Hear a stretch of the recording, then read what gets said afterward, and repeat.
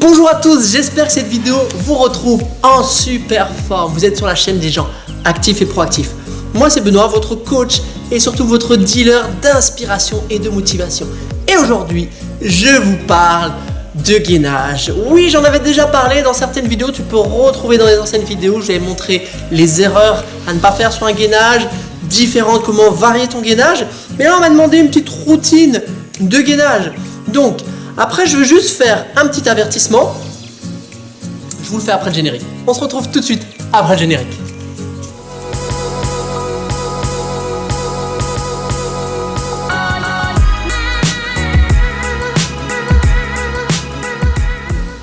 Comme je l'ai dit juste avant le générique, petit disclaimer, petit avertissement.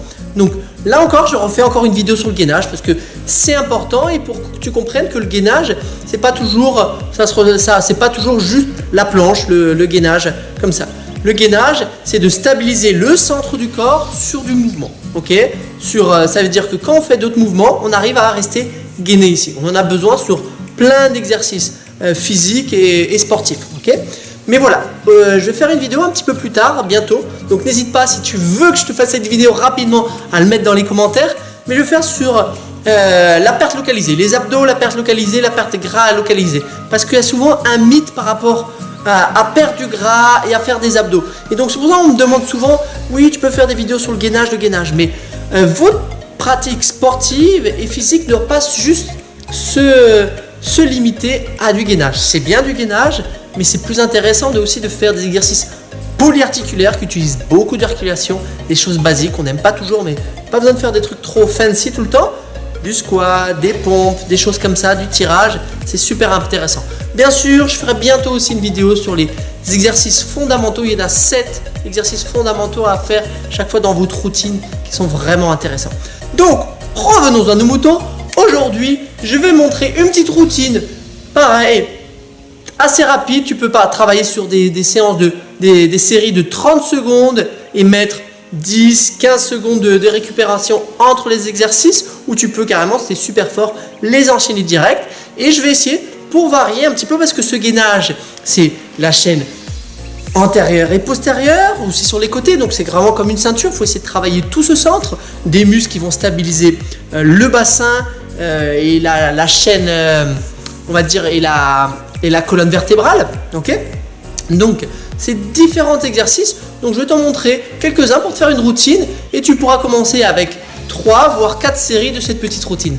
On se retrouve tout de suite sur mon tapis. À tout de suite.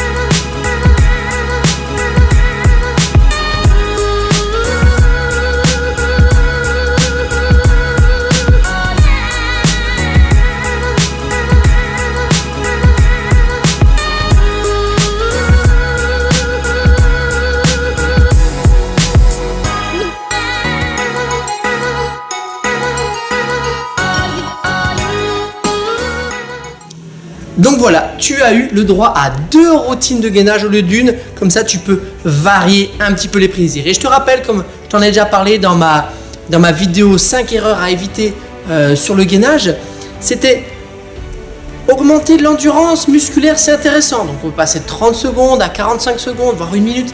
Mais ça ne sert à rien après de challenger trop sur le temps, sur l'endurance musculaire. Il faut plutôt essayer de, par exemple, varier les points d'appui, varier la stabilisation.